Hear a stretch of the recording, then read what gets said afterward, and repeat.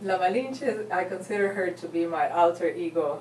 I actually wrote my master's thesis about her and looking at how she had been made by Mexican history into the Mexican Eve and blamed for everything from the downfall of the Aztec Empire to imperialism, colonialism. The research I did showed that she had been twice a slave. She had been given by her mother to the Aztecs, and then the Aztecs had given her to the Mayans, and so she had learned Nahuatl and also Mayan.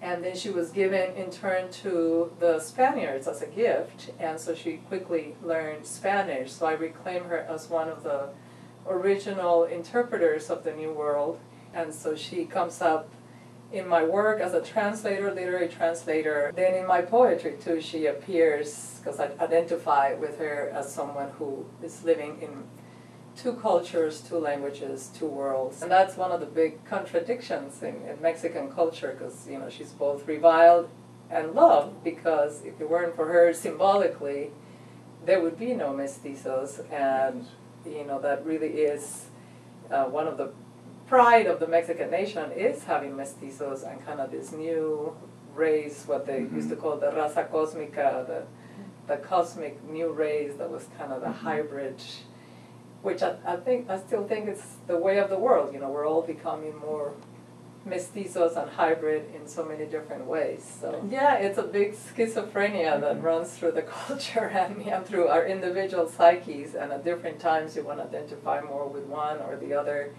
A lot of the indigenous groups portrayed her as a very powerful person, and as a duality with Cortés in the drawings, in the codexes. It was like half of the head was Cortés and half it was her. And they thought of their gods as dualities a lot too, male, female.